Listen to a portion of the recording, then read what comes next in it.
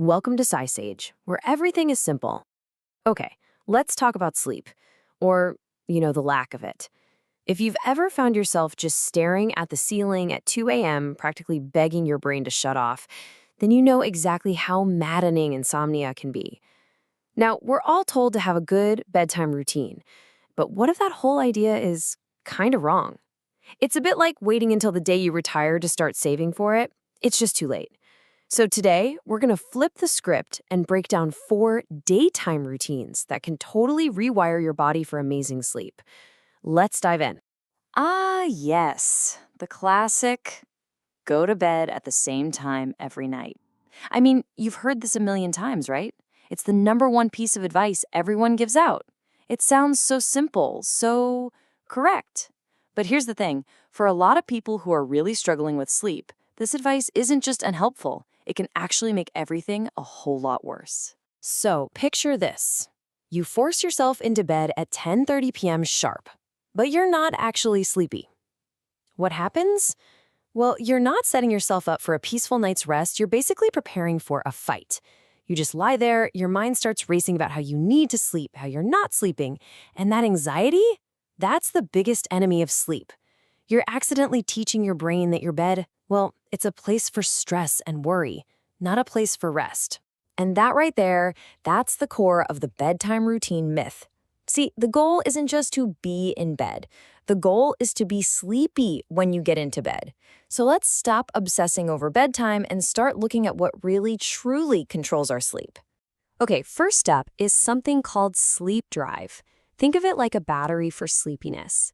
The second you wake up in the morning, that battery starts to charge up. The longer you're awake, the more you do, the more that battery fills. By the end of the day, if you've got a full charge, falling asleep is a breeze. It just feels natural. But if you do things that mess with that charge, like, say, sleeping in super late or taking a monster nap in the afternoon, you're draining the battery before it's full. And that makes it way harder to fall asleep when you want to. So our very first powerful routine has absolutely nothing to do with bedtime. Nope, it's all about one thing, maxing out that natural sleep drive all day long. So how do we do that? Well, it's pretty simple, actually.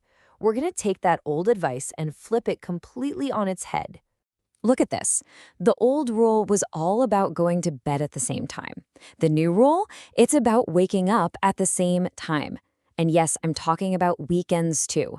I know, but this one single change is a game changer.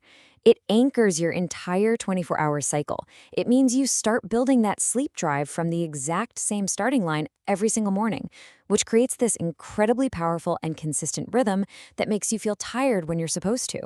Okay, so we've got sleep drive handled. Now let's talk about the second major system running the show, your circadian rhythm. You can just think of it as your body's internal 24-hour clock. And the #1 thing that sets this clock is light. So here's a super quick rundown of how that clock works. In the morning, it pumps out cortisol to make you feel alert and awake. Then in the evening, it starts producing melatonin, which is the hormone that makes you feel sleepy. The best way to think about it is jet lag, right? You fly to a new time zone, your body clock is all out of whack, but what resets it? The daylight. And guess what? We can use that exact same principle to our advantage right at home. All right, this brings us to routine #2. You need to become the master of your light environment. Here's the plan. First thing in the morning, get some bright light. Go outside, stand by a window, whatever it takes to send a massive, hey, it's morning signal to your brain. Then in the evening, you do the exact opposite. You dim the lights, you avoid bright screens for about 90 minutes before bed. You're basically telling your brain, okay, time to wind down so that melatonin can do its job. Moving on to routine #3. This one is so simple, but we overlook it all the time. You have to exhaust your body. I mean, think about it. If you sit at a desk all day and then you move to the couch for the evening, what does your body actually need to recover from? If your body isn't physically tired, why would it need to sleep deeply? And look, the good news is you do not need to go run a marathon. Seriously, the goal here is just movement. We're talking daily walks, maybe putting on some music and dancing around the living room. Even physical chores count. Anything that gets you moving. The whole point is to just give your body a reason to want that rest later on.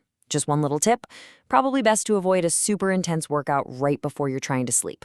Okay, this brings us to our final routine. And honestly, this might be the most critical one of all. We spent all this time talking about getting your body ready for sleep. But what about your mind? Because for so many of us, the biggest thing standing between us and a good night's sleep isn't physical at all. It's mental. I'm sure you know this feeling. Your body is tired, you've done everything right. But the second your head hits that pillow, bam, your brain decides now is the perfect time to review every dumb thing you said today, make a to-do list for tomorrow, and stress about something that's happening next month. It is absolutely maddening. But there's a really good reason why this happens. This is my favorite analogy for it. Your brain is basically like a computer that's trying to force an update that you've been hitting postpone on all day long, right? You're busy, you're distracted, a worry pops into your head, you think, oh, can't deal with that now, and you push it away. But your brain still needs to process that stuff. So when you finally lie down in the quiet and the dark, your brain just goes, aha, perfect, time to install all those updates. And it just floods you with everything you've been putting off. So the solution isn't to try and fight those thoughts at night. That never works. The solution is to give them their own time and place during the day. It's a technique called scheduled worry. And I know it sounds a little weird, but it is so powerful. Here's what you do. You set aside just 15 or 20 minutes in the afternoon. You grab a piece of paper and you do a brain dump. Write down every single worry, every to-do item, everything that's bouncing around in your head. When you do this, you're essentially telling your brain, hey, I've got this, it's captured. You don't need to remind me about it at midnight. So let's recap. We've got 4 incredible routines for better sleep. And notice, none of them happen right at bedtime. It's all about what you do during the day. 1. Wake up at the same time every day to build that sleep drive. 2. Manage your light, bright in the morning, dim at night, to set your body clock. 3. Move your body, give it a reason to be tired. And 4. Schedule time to unload your mind so it doesn't unload on you later. These aren't quick fixes. They're a whole new way of thinking about your entire day. So I want to leave you with this one final thought. Let's completely reframe the whole problem. Instead of asking yourself, what can I do at 11 p.m. to fall asleep tonight? Ask yourself this. What if the key to a good night starts the moment I wake up? Because it turns out the answer is everything. It all starts the second your day begins.